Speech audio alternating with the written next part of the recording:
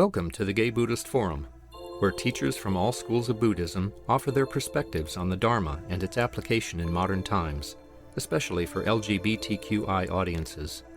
These talks are offered freely to the world and made possible by appreciative listeners. If you would like to support our efforts to share the Dharma with underserved audiences, please visit gaybuddhist.org. There you can donate, find a list of upcoming speakers, or enjoy many hundreds of these recorded talks dating back to 1996. It's wonderful to be back here again. Seems like a long time. I guess last month had 5 Sundays in it or something like that. But for those of you who are new here, I always begin my talk with some music. So.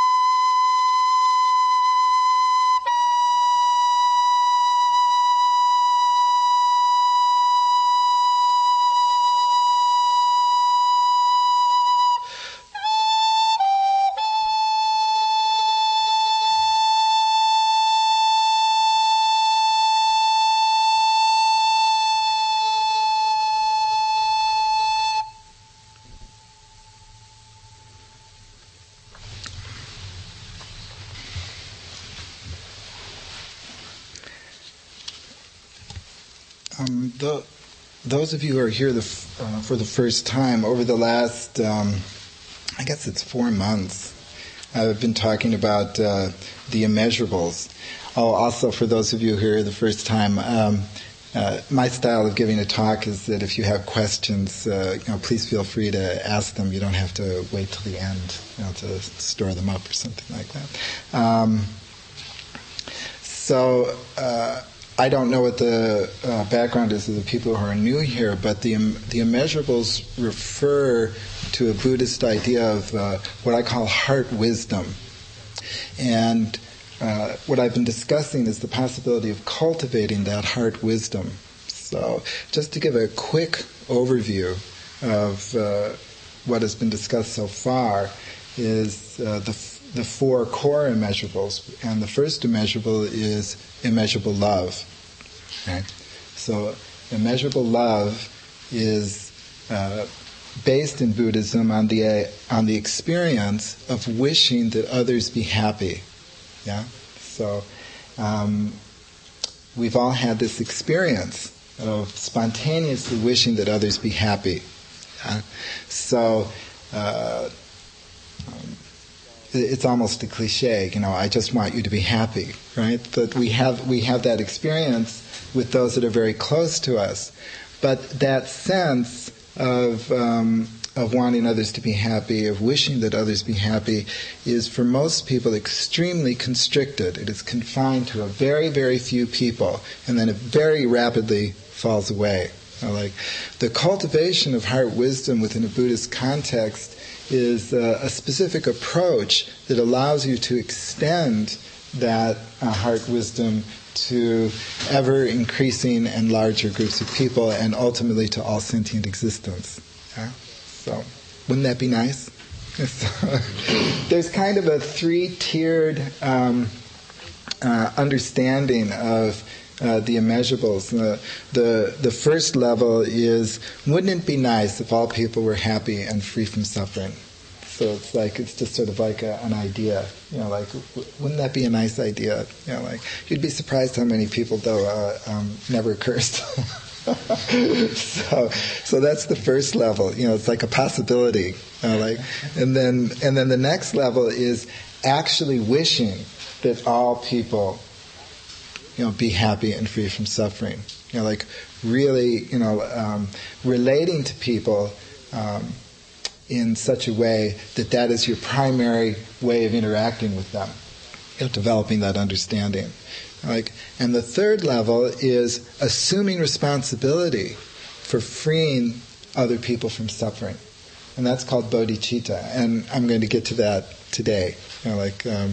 So you have those 3 levels. The first is, wouldn't it be nice if everyone was free from suffering? Second level is, may all beings be free from suffering. And the third level is, sentient beings are numberless, their suffering is countless and immeasurable, and I vow to free them from all suffering. So that's the level of bodhicitta, that third level.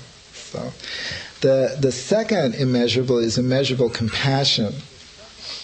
And that's based on the experience of wishing that others be free from suffering. Now, obviously, there's a lot of overlap between the first immeasurable love and the second immeasurable compassion. But in terms of practice, the Buddhist tradition does distinguish between the two. Once again, this is based in the experience that we've all had of wanting others to be free from suffering, particularly those who are close to us. Once again, though, our ordinary experience is that that's very constricted. We wish a select group of people to be free from suffering, and it's hard to extend that to all people. In fact, there's some people that we may actually wish harm toward. We've had that experience too. Yes? That we have antipathy for. And there are many people in the world whose psychology is such that their life revolves around bringing harm to others. So this practice of cultivating the wish that others be free from suffering, once again, you start this practice with those for whom you can spontaneously generate that wish. Like your friends, people who are close to you, people you love. And then gradually you extend it to larger and larger and larger groups of people. See, the wisdom of the heart, what's not known widely in our society and our culture at this time is that the wisdom of the heart, that wisdom can be cultivated just like the discriminative consciousness, that wisdom can be cultivated. Now in our culture, the wisdom of discriminative consciousness is rewarded. That's how you get ahead. Okay? That's how you get good grades. That's how you get promoted at work, is by developing the capacity for discriminative consciousness. So for most of us, our heart wisdom is extremely atrophied. Think of when you first learn any kind of discriminative skill, such as mathematics or any kind of scientific endeavor, or a literary analysis. So when you first start out, you're only able to, with mathematics, they start with addition, subtraction, and then it gets broader and broader and broader. Similarly, with heart wisdom, when you first start out, you're only able to extend that kind of heart wisdom under very restricted and particular circumstances. So in the Buddhist tradition, however, Buddhism has developed skillful means to expand and enlarge that sense of heart wisdom. Yeah. The third immeasurable is called immeasurable joy, mudita. This is a fun one. People like this one a lot. It's often translated as sympathetic joy. So this means happiness at the success of others. Happiness for the success of others. Once again, it's grounded in a very common experience that we all have. That say you have a close friend and they've applied for a job and they really, really, really want that job. And they call you and they say, "Oh, I got the job," and you say, "Oh, that's wonderful! I'm so happy for you. That's great."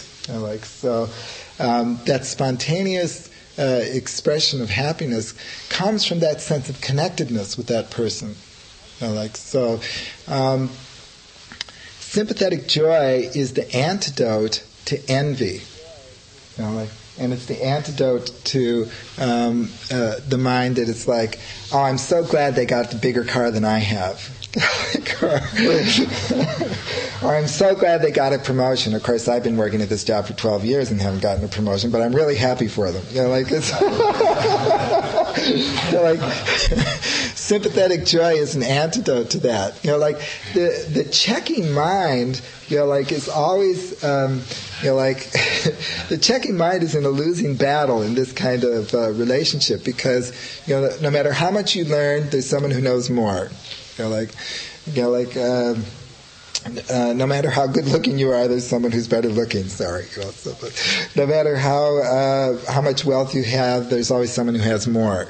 So there's that kind of relationship to the world is very defeating. Ultimately, it's very defeating. So mudita arises as an antidote to that. It's also rooted. All of the heart wisdoms, all the facets of heart wisdom, are rooted in a sense of connectedness. Okay? The central insight of the Buddha was the connectedness of all things, that nothing in existence exists separately. So the development of these heart wisdoms are like facets of that central core insight, of the Buddha. So that when we feel sympathetic joy at somebody else's success, it's because we feel connected with them. When we wish that somebody be happy when they are, it's because we feel connected to them. So that heart wisdom, that's how you know that transcendent heart wisdom is presence, because of that sense of connectedness. Yeah? So, the fourth one is immeasurable equanimity, which is a wonderful balance to the other three. So, and it's rooted in the experience of wanting others to be to have some calm and serenity in their life. So you have a friend who's very agitated, and they're going through a very, very difficult period in their life, and your sense is, I just wish that you could calm down. I just wish that you could get some distance on this. So perhaps a friend of yours has lost a job, and it sent them into this tailspin, which is understandable. Maybe they didn't see it coming. Maybe they were downsized. And without warning, they're out of a job. It can be a very difficult experience. But say 6, 7, or 8 months has passed, and they're still on that track. And you might even say to them, many people, lose their job. It's not the end of the world. That's the kind of equanimity. That's the wish that they would have equanimity, that they could see it in a larger context. Equanimity has a lot to do with acceptance. Okay? But as last month, when we talked about this, it's important to differentiate between equanimity and indifference. As it was mentioned last month, indifference is actually a subtle form of aversion. Equanimity is acceptance, but it's also part of heart wisdom. And so it's important to see that kind of connection. So one of the wonderful things that happens when you begin to practice these immeasurables is you begin to see equanimity as a mode of compassion, or equanimity as a mode of love. So that the two aren't compartmentalized. Yeah? So now those are the 4 core practices of the immeasurable heart, rooted in our sense of connectedness to existence. And the fifth, what I call the fifth immeasurable, is Bodichitta, which is the vow to save all sentient beings from suffering. That is, to take on responsibility, not simply wish that others be free from suffering, but to take on the responsibility to free others from suffering. So, in the Buddhist tradition, the immeasurables have slightly different interpretations depending on the school in which they are rooted in. So traditionally in Theravada Buddhism, they have these 4 immeasurables: love, compassion, joy, and equanimity. In the Mahayana tradition, they have this Bodichitta, which is foundational for the practice of Mahayana Buddhism. It crystallizes the ideal of the Bodhisattva. The Bodhisattva is the enlightening being who remains in existence to free others from suffering. So here we are in the West, and we're receiving all these different Buddhist traditions, right? And it's my view is that we don't have to accept one or the other. We don't have to be exclusive here. So instead of 4 immeasurables, I look at it as the 5 immeasurables. I found some interesting support for this in a Tibetan Buddhist text by Kunu Rinpoche, who died, I think he died about 10 years ago. Anyway, his sole practice was the practice of the immeasurables and bodhicitta. That's all he did. He didn't do any visualizations, no tantra, no madhyamaka analysis of emptiness. All he did was practice the immeasurables and bodhicitta. And he wrote a beautiful, if you're interested in this subject, he wrote a beautiful set of verses on bodhicitta. I think it's called "Vast as the Heavens, Wide as the Ocean," something like that. And in there, there's a set of verses where he says the 4 immeasurables are the foundation of bodhicitta. So they lay a foundation for moving from that sense of interconnectedness to that taking on that vow to save all sentient beings from suffering. So how do you build a bridge from the 4 immeasurables to the realm of bodhicitta, to the realm of the bodhisattva. So in the traditional approach in Mahayana Buddhism, the contemplation is to view every single being you meet as your mother. Yeah. So the idea, I'll get to this just a moment.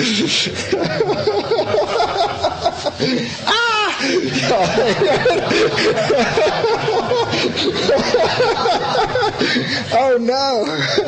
She said she'd follow me everywhere. But the traditional practice is, Buddhism is rooted in a reincarnational context, right? So in those of us who have practiced in the traditional Buddhist culture, it is amazing to us how taken for granted reincarnation is. So that the view is that every single person in this room has been my mother at some time, in some past life. See?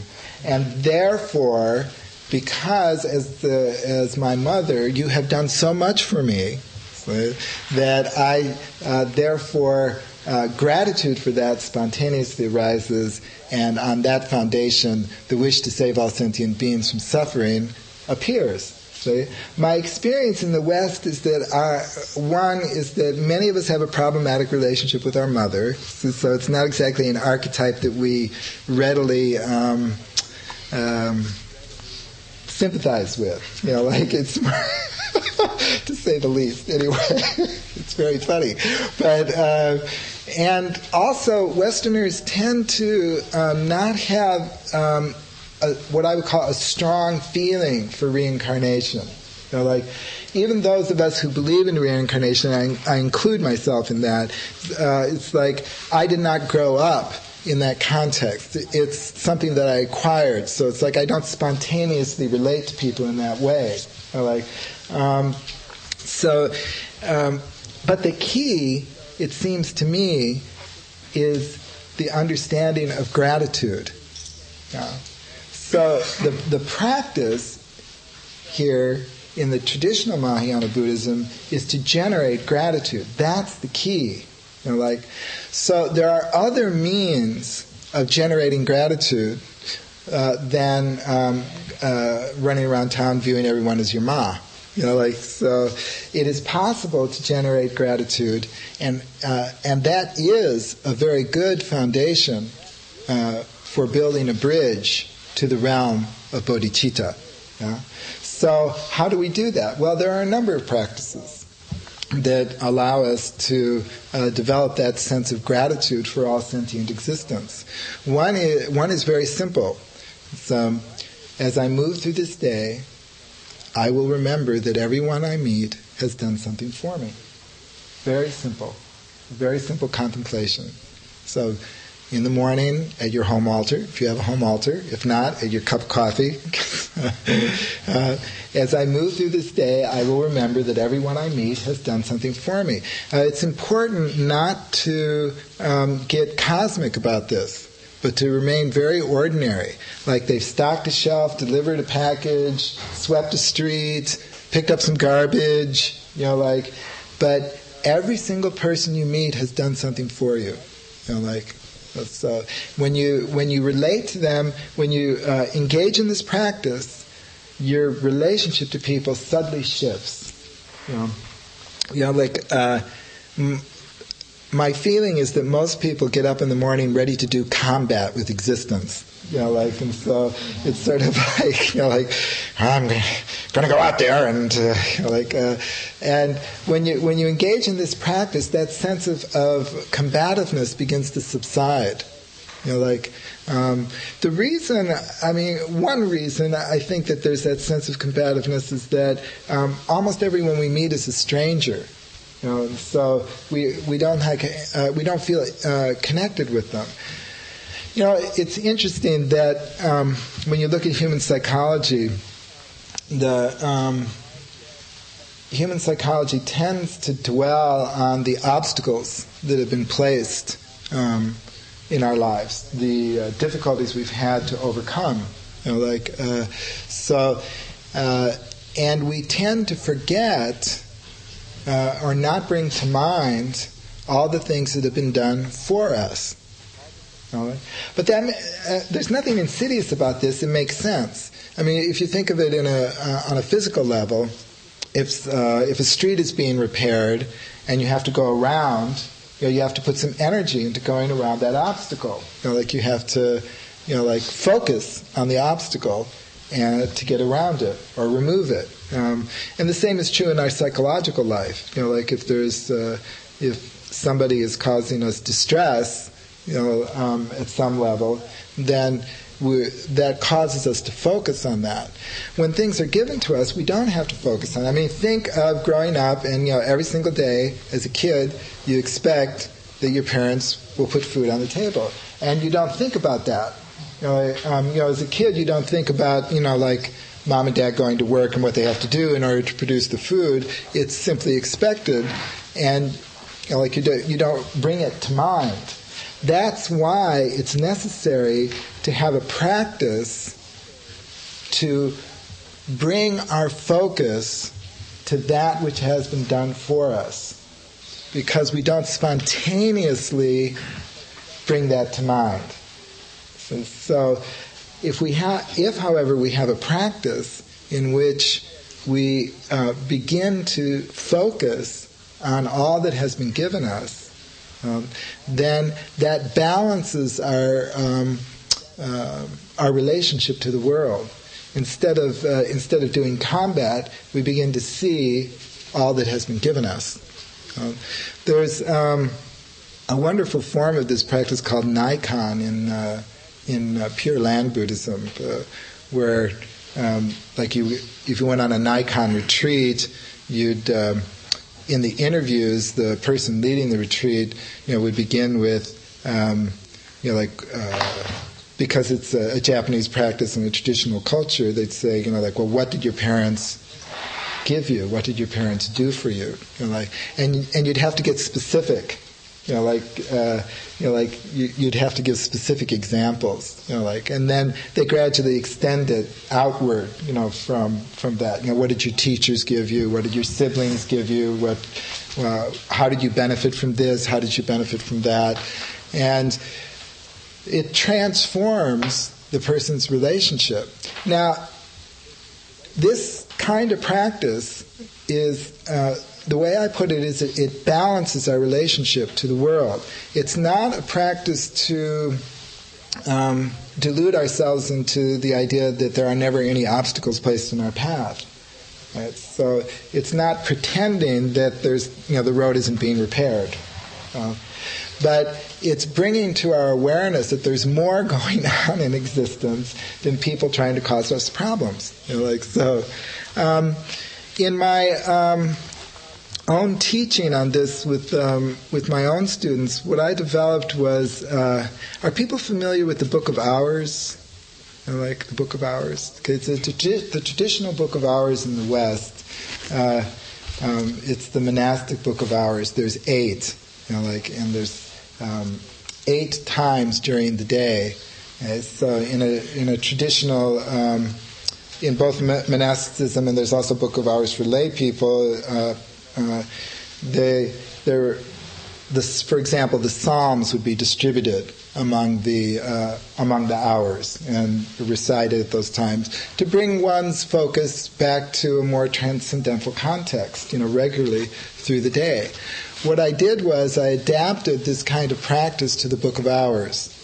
So that each hour during the day is a time to express our gratitude for some aspect of existence. If you're interested, I won't go through the whole Book of Hours. I'm just telling you, how I'm personally I adapted this kind of practice. But those who are interested can see a copy afterwards. But beginning with the Book of Hours begins with giving thanks and a sense of gratitude for the sun, the moon, the earth, okay? And as you go through the week, other celestial manifestations. Yeah, very simple. We forget how much the sun has done for us. Now, it doesn't matter. It absolutely doesn't matter whether the son has a personal relationship to you. Like the son is not saying, "Hey Jim, here's some warmth." Doesn't matter. Like in the Nikon practice, they illustrate it this way. Suppose somebody needs some bread. Like they're extremely hungry, they're starving. So somebody sees that they're starving and gives them a loaf of bread. Okay, that's one possibility. Another possibility is that somebody's going down the street carrying some groceries. The loaf of bread accidentally falls off, out of the sack. So the kid sees the bread, a couple of minutes later. It's like a gift, But in both cases, the important thing is that the kid has received the bread.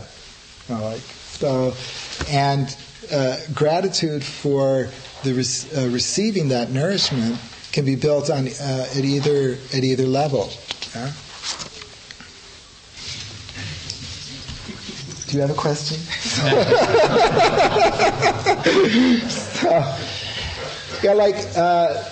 At the next hour, there's an expression of gratitude for our ancestors, our biological ancestors. Yeah, going back to 7 generations. Yeah, and 7 generations ago, there were 128 people who were your direct biological ancestor. So something about the way you stand, something about the way you speak, something about the way you interact in the world was a gift from them. It doesn't matter who they were. The purpose here isn't to make you a genealogist. The purpose here is to make you aware of that sense of dependence, of the gifting nature of existence. All those people made your life possible. If they had not lived, you would not be here. How many people here practice in the Zen tradition? Quite a few. The chanting of the lineage, for those of you who are not involved in the Zen tradition, there is a ceremony in the Zen tradition where they chant the lineage of Zen ancestors. They usually begin with Shakyamuni Buddha, and then they simply chant the names of all those Zen masters down through the centuries. I consider that a very similar kind of expression of cultivating gratitude. Of cultivating a sense of, if Dogen hadn't gone to China, and come back to Japan, I wouldn't be sitting here in this hall today. It's just a way of saying thank you. But we need ceremonies, structured occasions to say thank you because of that funny psychological tilt in the human mind, that the human mind tends to dwell on the obstacles. So we need to actually create occasions for the expression of that gratitude. Okay? Then there's the expression of gratitude for different classes of people, and this is very similar to how you cultivate the original 4 immeasurables, starting with yourself and gradually extending it to different classes of people. So, you have friends, people who've helped you, and then there's expressing gratitude for difficult people and enemies. This is a tough one, yeah? This is a tough one. Expressing gratitude for enemies, or people, very destructive people. The main obstacle in expressing gratitude or love or compassion for destructive and malevolent people is that it feels like you're taking their side. It feels like you're becoming an ally with them. It feels like you're approving of what they're doing. And the way you distinguish that is by recalling situations in which your love and sense of connectedness with someone has remained even though you disapprove of what they're doing. Yeah, those of you who have raised children have experienced that. So children can misbehave in an extreme way. They can be very destructive at times. And yet your love for them does not diminish. Those of you who have had very long-term friendships, your friendships have ups and downs, right? You may even have a period in your friendship where you say to them, gosh, I really don't agree with what you're about to do, but I still love you. So you can make that distinction. Another way of protecting yourself from feeling that you're like allying with, destructive people, enemies, that kind of thing, is to add a phrase to the contemplation that, and it harm none, bringing harm to no one. May even destructive people, find happiness. May even destructive people be free from suffering. So that way, you're bringing it right into the core of Buddhist ethics, which is non-harm. See? Bringing harm to no one. May you be free from suffering. Bringing harm to no one. May good fortune fill your life. And then there's, as I said, I won't go through this, but page by page. But my point in bringing this up is that if you systematically cultivate gratitude for all the aspects of existence, then a sense arises of how much has been given you. And on that foundation of perceiving the gifting nature of existence, it's possible then for the heart to completely open up, and say, and want to give back just a small portion of what has been given us. So, recalling to mind, bringing to my mind all that has been given me, I vow to save all sentient beings from suffering. See, that's the connection. Remembering everything that has been given me, I vow to save all sentient beings from suffering. There's one more practice, and that's the practice of forgiveness. So in order for bodhicitta to completely blossom, we need one more element.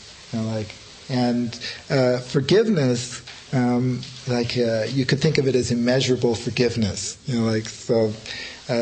It's rooted in that experience to want to let something go, to want to get over it, to move on with your life. It's a common experience that someone wounds us or distresses us, and we go through a certain period of trying to deal with that, and then the wish arises that to put that behind. That's the root of forgiveness, to let that go. It's very interesting. I have a student, I mentioned this before, but it's worth it. When she was practicing immeasurable compassion, and then we reached the section on extending immeasurable compassion to difficult people, there were 4 people where she couldn't do that. She had a list. Those 4 people.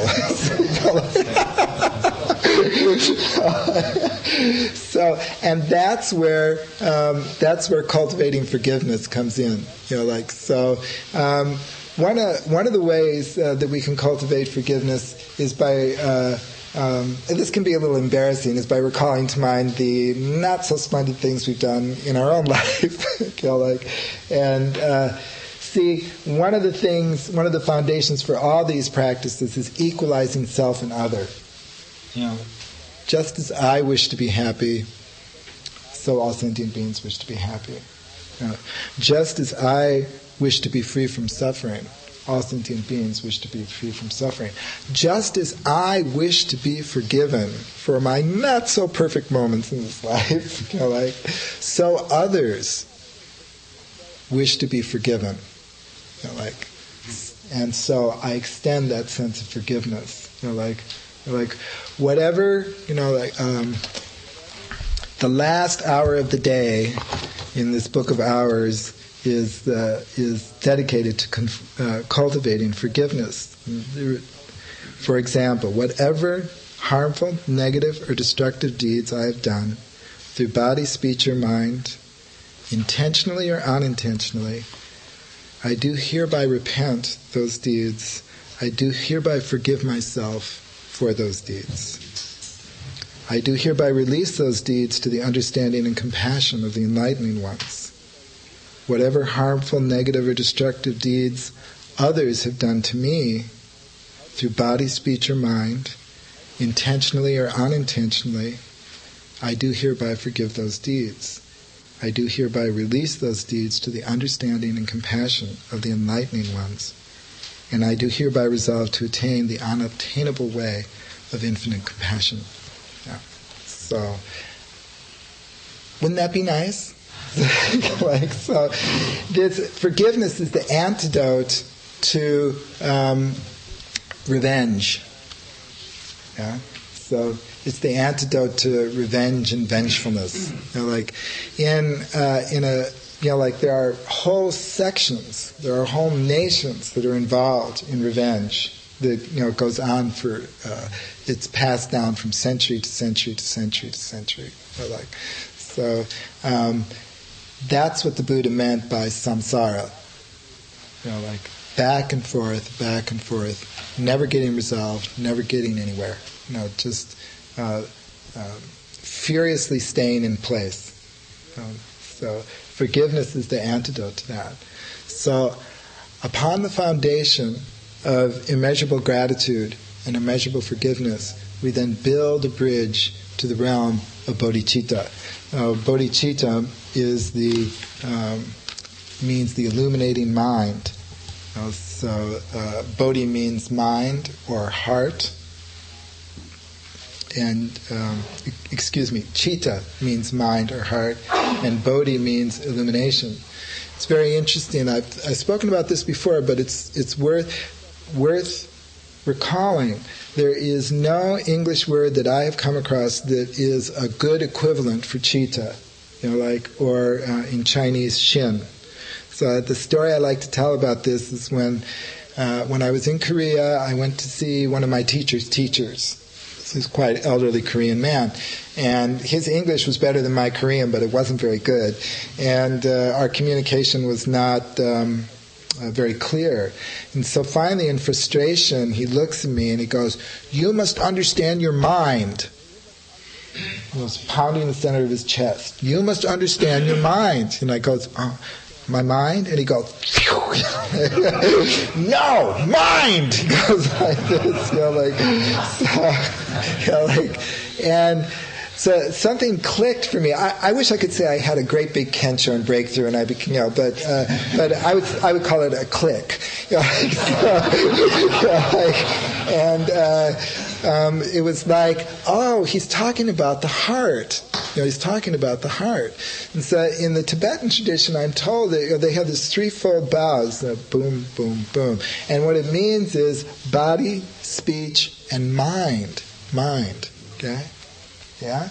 So something, when you read in Buddhist texts the word mind, they're not talking about intellect or discriminative consciousness. They're talking about the wisdom of the heart.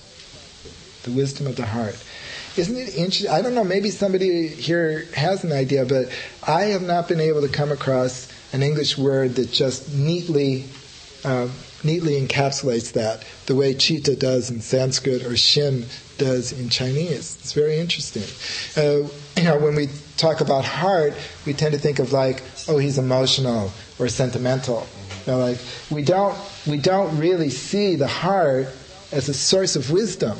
But it is. The core insight of the Buddha, once again, was the interconnectedness of all things. When you feel grateful for something, that sense of connectedness appears right in the center of the chest. That's what gratitude means. That's how you know that you're feeling grateful. You can recall to your mind right now something or someone that you feel very grateful for. Right? And that feeling will arise right here. That is transcendent wisdom being present. That's how you know it's there. But it's atrophied. It needs to be cultivated. You need to recognize its significance. Most often we don't recognize its significance. Yeah? In the Zen tradition that I studied in, bodhicitta is expressed in what are called the 4 bodhisattva vows. Yeah? So people are familiar with the 4 bodhisattva vows. Those sentient beings are numberless. I vow to save them all. The hindrances are inexhaustible. I vow to extinguish them all. The teachings are innumerable. I vow to learn them all. The The way of the Buddha is unsurpassable, and I vow to attain it. I've also seen various interpretations of this. There's always an interpretation, you know. So but one of the things that immediately presents itself is that the vows are contradictions. You know, like they're. I mean, in a rational sense, you can't do them. You know, like it's not like I vow to read the newspaper every morning. You know, like it's more, you know, like sentient beings are numberless. I vow to save them all. It's like the vastness of that sense of commitment and interconnectedness, you know, is truly mind-boggling. I remember my teacher, Sansanim, used to get up, I'm pretty sure he still does, gets up every morning, and before group practice, he would do a ceremony in his room in which he would, part of the ceremony was his personal vows. And one of them was, I will freely project myself through all the realms of existence for the benefit of all sentient beings. Yeah? I will freely project my... So I studied with him for a long time, and I was frequently there in the morning, sleepy. And then one morning it occurred to me that he really meant it. You know, like, and it was like I had this tremendous sense of vertigo, you know, like that he actually meant to freely project himself through all the realms of existence for the benefit of all sentient beings. It was amazing to me. But the Bodhisattva vows have this sense of vastness. They have this sense of transcendent commitment. Another thing Sansanim used to do was when I would complain about my practice not bearing fruit, or not being deep enough, or that my legs were hurting, or my back was aching, he'd say, just keep practicing for 10,000 years non-stop, okay? So, in other words, don't worry about it. Just keep going. You know, like so. You know, like, and you know, like that sense of opening up to that realm of vastness is truly wonderful, because it's based on that sense of connectedness with all of existence, you know, without any exception. To me, a way to think about it is, you know, I vow to save all sentient beings. Is that there's no one excluded from that. Right. Yeah, rather than I'm probably not going to get to all of them, you know. Individually. Yes. Right. And I suspect I may not learn all the teachings, or any of them.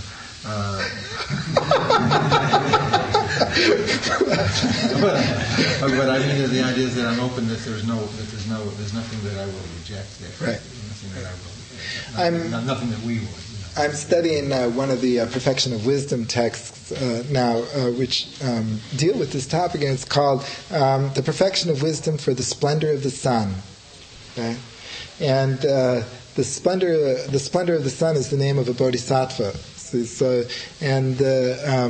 This sutra discusses, you know, the nature of the bodhisattva is like the sun. You know, how is it like the sun?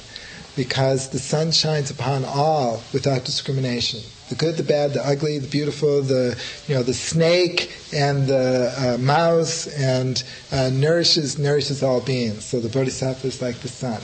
How? How is the bodhisattva like the sun? What does the bodhisattva do to bring about the cessation of suffering of all sentient beings? Yeah? Well, here's the connection between our meditational practice and the cultivation of the immeasurables. So, when you sit in meditation, yeah, one moment of letting go, one moment of release, is a moment of release for all sentient existence. See? Comprehending the deep interconnectedness of all things. It is not you that is meditating, any more than it is you that is breathing. Yeah? All of existence breathes you. Okay? So when you enter into meditation, it is not you that is meditating. Yeah? And it is not you that is letting go of the knots and hindrances in the mind and the heart. Yeah? Rather, all of existence is allowing or creating conditions for the release of that suffering. You see, it is clinging which causes suffering. You know, that is the ultimate cause of suffering. Because in this riverine world, nothing can be clung to. Right? So one moment of that letting go, completely, one moment of that letting go is a rain of wisdom upon all sentient existence. Yes. So yes, it is possible for the Bodhisattva to benefit all sentient beings. It really is possible. So, comments or questions? Do you feel inclined to move in this direction? Yes. The practice leader at the Zen Center, when I mentioned that I was feeling terrified and frustrated, said, well, I want you to notice what it feels like when you are terrified and frustrated, and reminded me that we are urged to feel the feelings and the feelings, the mind and the mind, right. The body and the body. Right.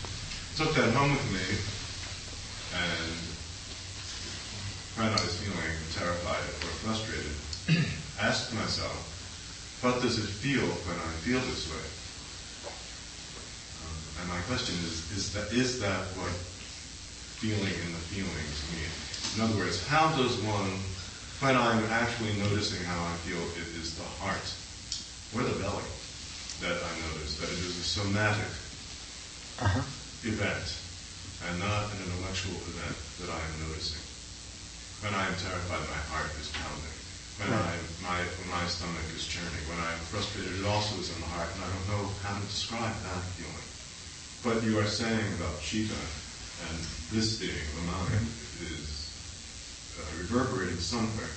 But I still don't know how it's a transmission from here to here when I ask myself, what's the feeling in that feeling? Yes. It's yours. The practice you're referring to is when difficult feelings arise, such as fear, terror, and also pains in the body. The instinct of the mind is to pull away from them. And I mean small n mind. Here. And it makes sense that the instinct of the mind is to pull away from them because if you touch a hot stove, you pull away. There are these circumstances, though, in which it is not possible to pull away from them. And so but the mind has the habit of wanting to do that. Of wanting to, and so you get stuck. And the appearance is that difficult emotional or bodily state becomes very solid, because the mind keeps doing this. When you look at the mind and the mind, or the body and the body, the feeling and the feeling, you bring your attention, you redirect the mind to precisely that state that you were trying to pull away from. And something very remarkable happens when you do that. That is, you begin to see that it's not solid. That it only appeared that way because you were trying to, separate yourself from it. And it's a very effective form of meditation for difficult emotional and chronic pain conditions. So instead of people who are suffering from various forms of chronic pain, the instinct, of course, is to remove oneself from it. But if you actually use what is causing the pain, either emotionally or physically, as your object of meditation, then all of a sudden that situation becomes the means for focusing your mind. And you begin to see that arising as a process. Okay? Seeing that arising as a process, it is possible to release it, and substantially reduce, or in some cases even end, one's sense of suffering over that appearance. Does that make sense? Have I responded? More later. We'll talk about that. This guy's tough. I just would like to close with the Bodhisattva vows. Close my talk with the Bodhisattva vows in expanded. I've expanded them a bit to connect them with what I call the bridge to bodhicitta. So, bringing to mind all that has been done for me, all that has been given me, I vow to save all sentient existence from suffering. Bringing to mind all that has been done for me, all that has been given to me, I vow to extinguish all the innumerable hindrances to enlightenment in order to save all sentient existence from suffering. Bringing to mind all that has been done for me, all that has been given me, I vow to learn all of the innumerable teachings in order to liberate all sentient. Thank you for listening to the Gay Buddhist Forum. If you would like to hear several new talks per month and be notified of upcoming speakers so you can participate live, please subscribe to this podcast, like us on Facebook, and join our mailing list by visiting gaybuddhist.org.